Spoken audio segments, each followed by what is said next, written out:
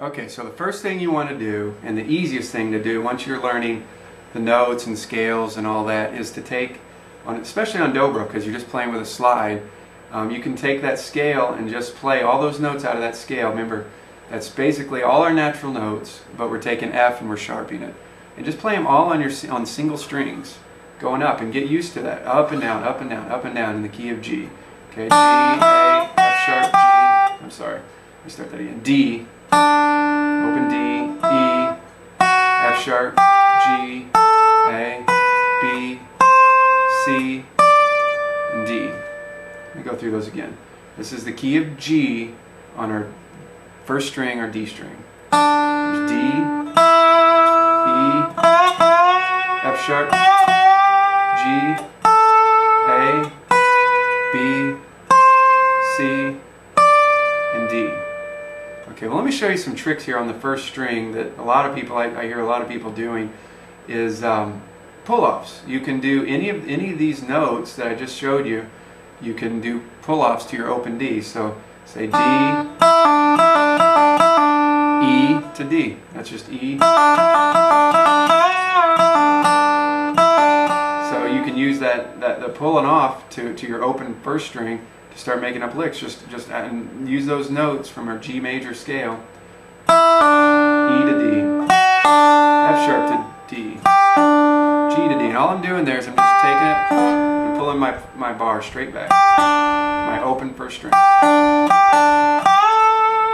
Going A to D. Gets a little bit harder as you get closer to the 12th fret. There's B to D, C to D, D to D.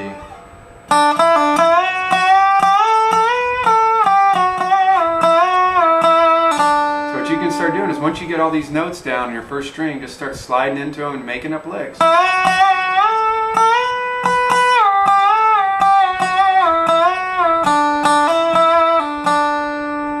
And then when you're playing over a G chord, you'll have this, at least on one string, you'll have that scale totally down. Now the idea is, if you're playing in different keys, is to know, all your different keys and notes on all your strings. But for right now, let's stick in the key of G, and I'll just bring you through some of these basic ideas that I go about when I'm soloing. Okay, so there's the key of G on one string. Let's look at the key of G minor pentatonic on that string. Okay, so what I'm talking about here with chord tones is I put in the key of G, we're going to have basically these three major chords, G, C, and D. Now that doesn't mean to say that you can't play other major chords in the key of G, and I'm not, I don't mean to put restrictions. I'm just trying to simplify some things so you understand it more. Okay, now when you're playing a song and you're playing over a G major chord, and you know the progression of the song, the chord progression, like it goes maybe from G to C to D.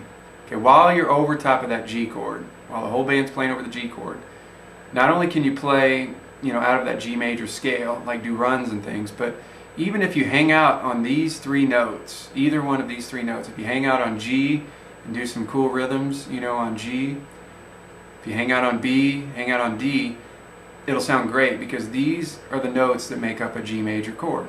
When you stack a G note and a B note and a D note on top of each other and you strum it in any particular order, repeating any of these notes, you could have two G's, a B, and three D's or whatever, that's going to be a G major chord. But it's some combination of these three notes.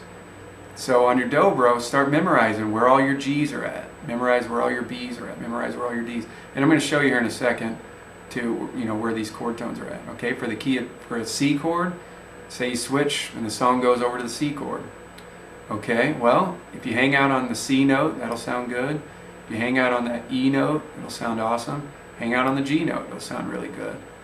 Okay, now if you look, the difference between these two chords, right, they have one note in common. G is in common with both these chords. So when you switch chords, you could hang out on G. You can do whatever you want. But if you really want to outline this chord, check out and move from from B, move from B to E. Play the note B and then play the note E. I'm not talking about chords. I'm playing just single individual notes on your Dobro. And that, just those two notes alone, you know, make up whatever rhythm you want, and that'll sound like you know what you're doing as you're switching chords. Even if you don't know the melody, you don't even know what the song is, but you know the chord progression, that's what'll sound good, hitting these chord tones. Okay, for the D chord, you have the chord tones D, F sharp, and A. So when you get to that D chord, you know, hit any one of these three notes, and it'll sound like you know what you're playing over that D chord. Okay, let me show you some examples of this.